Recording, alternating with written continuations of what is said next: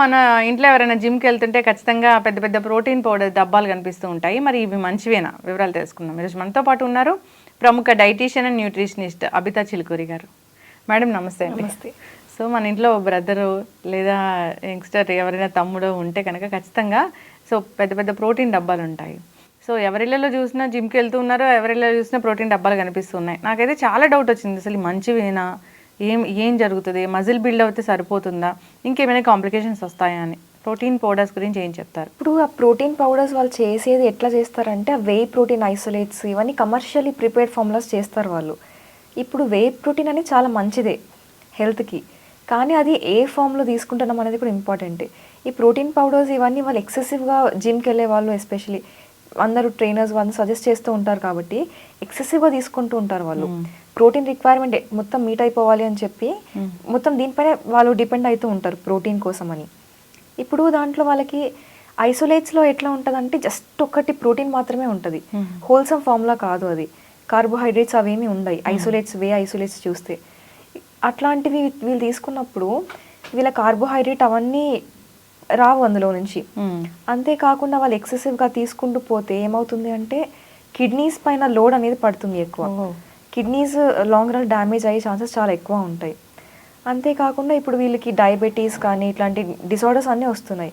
ఎందుకంటే ఈ పౌడర్స్కి side effects అనమాట అవన్నీ. ఇప్పుడు మనకి ఎప్పుడైనా ప్రోటీన్ కావాలి అనుకుంటే న్యాచురల్ సోర్సెస్ నుంచి తీసుకోవచ్చు.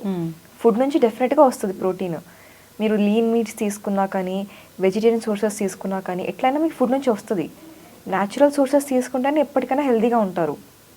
ఇది అన్యాచురల్వి మీకు రిజల్ట్స్ ఇమ్మీడియట్గా వస్తాయేమో కానీ లాంగ్ రన్లో డెఫినెట్గా మీకు ఇష్యూస్ అనేవి వస్తూ ఉంటాయి.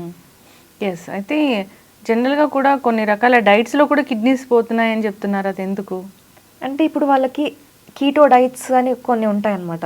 ఈ కీటో డైట్ అంటే వాళ్ళ దాంట్లో just high protein high fat ఇస్తారు, కార్బోహైడ్రేట్ మొత్తం అవాయిడ్ చేసేస్తారు, లేకపోతే కొంచెం very little quantities of carbs ఇస్తారు అంతే, వెరీ లెస్ కార్బోహైడ్రేట్స్. ఇప్పుడు వీళ్ళకి తెలియంది ఏంటంటే ఇప్పుడు మనకి ప్రోటీన్ స్పేరింగ్ యాక్షన్ అనేది కార్బోహైడ్రేట్స్కి ఉంటుంది. అట్లా మనము ప్రోటీనే తీసుకుంటున్నాము వితౌట్ కార్బోహైడ్రేట్ అంటే మీకు ఆల్బుమిన్ లెవెల్స్ అనేవి లో అయిపోతుంటాయి తర్వాత బాడీలో. ఒక పాయింట్ తర్వాత మీకు అది ప్రాబ్లమ్స్ అనేవి వస్తుంటాయి. ఇప్పుడు హై ఫ్యాట్ హై ప్రోటీన్ తీసుకున్నప్పుడు ఏమవుతుందంటే ఆ ప్రోటీన్ బ్రేక్ డౌన్ ప్రాసెస్ ఏదైతే ఉంటుందో అయినప్పుడు బై ప్రొడక్ట్స్ అన్ని క్రియేట్ అవుతూ ఉంటాయి బాడీలో. అదంతా ప్యూరిఫై చేయాలంటే కిడ్నీసే కాబట్టి మొత్తం ప్యూరిఫై చేసి చేసి చేసి ఫుల్ లోడ్ పడి అవి డ్యామేజ్ అయిపోతాయి. ఒక పాయింట్ తర్వాత కిడ్నీ డిసార్డర్స్ వచ్చేస్తుంటాయి, కిడ్నీ ఫెయిల్యూర్స్ ఇవన్నీ అవుతుంటాయి. కిడ్నీకి ఏదైనా ఇష్యూ వచ్చిందంటే వెంటనే తెలియదు కదా మనకి, ఎప్పుడో కిడ్నీ మొత్తం అయిపోయిన తర్వాత తెలుస్తుంది. లివర్ ప్రాబ్లమ్స్, కిడ్నీ ప్రాబ్లమ్స్ ఇవన్నీ అందుకనే వస్తున్నాయి అన్నమాట వాళ్ళకి. ఇవన్నీ ఇట్లా కీటో డైట్స్ ఇవన్నీ చేయడం వల్ల. ఎప్పుడైనా అట్లాంటివి చేయకూడదు. ఒక్క డైట్ అనేది ఉండదన్నమాట, మొత్తం హోల్సమ్ న్యూట్రిషన్ తీసుకోవాలి. Carbohydrates, proteins, fats, micronutrients, macronutrients అన్నీ తీసుకుంటేనే మనకి హెల్త్ అనేది ప్రాపర్గా మెయింటైన్ అవుతుంది. ఇప్పుడు మీరు కీటో డైట్ చూసినట్టయితే ఇమ్మీడియట్గా రిజల్ట్ వచ్చేస్తుంది, ఫాస్ట్ రిజల్ట్స్ మీకు దాంట్లో నుంచి. వెయిట్ లాస్కి కానీ మసిల్ బిల్డింగ్కి కానీ ఫాస్ట్ రిజల్ట్స్ వస్తాయి, కానీ ప్రాపర్గా సైడ్ ఎఫెక్ట్స్ కూడా వస్తాయి తర్వాత లాంగ్ రన్లో. ఎస్, ఖచ్చితంగా. సో ప్రోటీన్ పౌడర్స్ గురించి మాట్లాడుతున్నాం కదా, మరి మజిల్ బిల్డింగ్ కావాలి, ప్రోటీన్ అనేది అవసరం, మరి ప్రోటీన్ పౌడర్స్ తీసుకోకపోతే ఎలాగా? మీరు న్యాచురల్ అంటే లైక్ ఇప్పుడు నాన్ వెజిటేరియన్స్ ఉంటే చికెన్, ఫిష్ అట్లా తీసుకోవచ్చు. లేదు వెజిటేరియన్స్ అంటే ఎగ్స్ తీసుకోవచ్చు. ఇప్పుడు ఎగ్స్ కూడా మనకి వెజిటేరియన్ ఎగ్సే కాబట్టి బయట దొరికేవి, అన్ఫర్టిలైజ్డ్ ఎగ్స్ వస్తాయి. వెజిటేరియన్ ఎగ్స్ కాబట్టి అవి కూడా తీసుకోవచ్చు వాళ్ళు. ఎగ్ వైట్స్, ఎగ్ యోక్లో కూడా మీకు తెలియంది ఏంటంటే ఎగ్ యోక్లో కూడా ప్రోటీన్ ఉంటుంది. ఎగ్స్ తీసుకోవచ్చు, లేకపోతే మీరు ఫ్లాక్స్ సీడ్స్, చియా సీడ్స్ ఇట్లాంటివన్నీ తీసుకున్నా మీకు ఉంటుంది. క్వినోవాలో కూడా మీకు ప్రోటీన్ ఉంటుంది. ఇప్పుడు ప్రోటీన్ చాలా సోర్సెస్ నుంచి వస్తుంది మనకి, పల్సెస్ కానీ సోయా కానీ ఇవన్నీ ప్రొడక్ట్స్ ఉంటాయి మనకి ప్రోటీన్ రావాలి అంటే, not just the powder.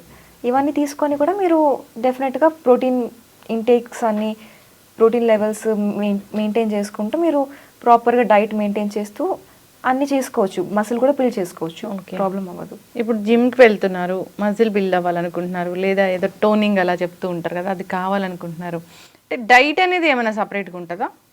Morning ఇలా తినాలి, మధ్యాహ్నం ఇలా తినాలి, సాయంత్రం ఇలా తినాలి, అట్లా ఏమైనా ప్రాపర్ డైట్ అనేది ఉంటుందా?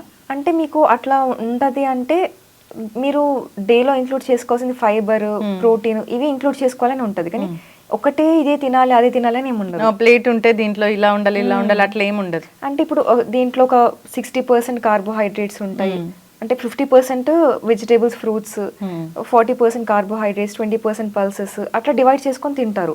అట్లా ఉంటుంది. అంతేకాని ఇప్పుడు ఇదే మీరు రైసే తినాలి, బ్రౌన్ రైసే తినాలి, క్వినోవానే తినాలి, హోల్ గ్రెయిన్సే తినాలి, ఇవే అంటే చాయిస్ ఉంటుంది అనమాట. మనకి ఏదైనా తీసుకోవచ్చు, ఇదే అదే అని ఉండదు. Okay, yes. అయితే ఈ ప్రోటీన్ పౌడర్స్ రెగ్యులర్గా తీసుకుంటే, మనం కూడా ఇళ్లలో ప్రోటీన్ పౌడర్స్ రకరకాల బ్రాండ్స్ తీసుకుంటూ ఉంటాం, ఇవి రెగ్యులర్గా తీసుకుంటే అసలు ఏం జరుగుతుంది? ఇప్పుడు దీంట్లో ఇప్పుడు వేరే బ్రాండ్స్ ప్రోటీన్ పౌడర్స్ రెగ్యులర్గా తీసుకునేవి అంటున్నారు కదా, ఇప్పుడు దాంట్లో చూసినట్టయితే యాడెడ్ షుగర్స్ అనేవి ఉంటాయి, సోడియం కంటెంట్ హై ఉంటుంది, ప్రిజర్వేటివ్స్ ఉంటాయి. ఇవన్నీ ఉండడం వల్ల మనకి ఫస్ట్ గట్ హెల్త్ స్పాయిల్ అవుతుంది. మళ్ళీ మనకి లాంగ్ రన్లో ఇప్పుడు ఒబేసిటీ, ఓవర్ వెయిట్ ఇవన్నీ అవుతూ ఉంటాయి. ఇప్పుడు మనకి ప్రాపర్గా దాంట్లో ఎంత ప్రోటీన్ వస్తుందో అంత సైడ్ ఎఫెక్ట్స్ కూడా వస్తూ ఉంటాయి అన్నమాట. కాబట్టి ఎప్పుడైనా కానీ న్యాచురల్ వేని బెటర్.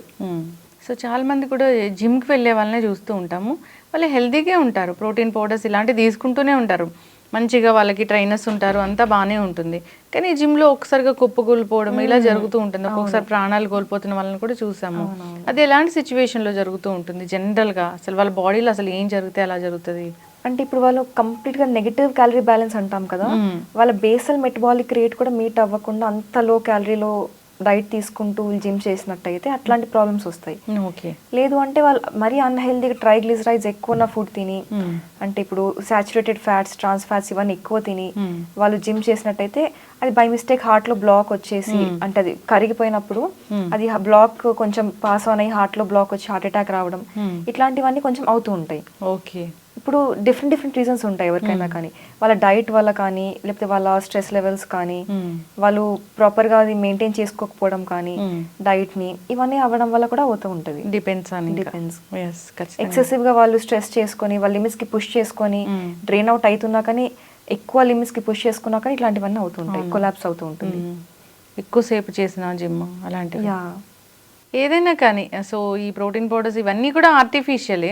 సో న్యాచురల్గా ఇంట్లో ఏమైనా తయారు చేసుకోవచ్చేమో, అలాంటి వేస్ అనేది చూడాలని కోరుకున్నాము. సో ఇది ప్రిజర్వేటివ్స్ అనేది ఖచ్చితంగా ఉంటాయి, అవి మనకి హాని చేస్తాయి. సో అలాంటివి అవాయిడ్ చేయాలని కోరుకుందాం. దీని మీద కూడా ట్రైనర్స్ కావచ్చు, ఎవరైనా సజెస్ట్ చేసే వాళ్ళు కావచ్చు, అవగాహన కల్పించాలని కోరుకుందాం. చక్కటి ఇన్ఫర్మేషన్ అండి, ధన్యవాదాలు. Thank you.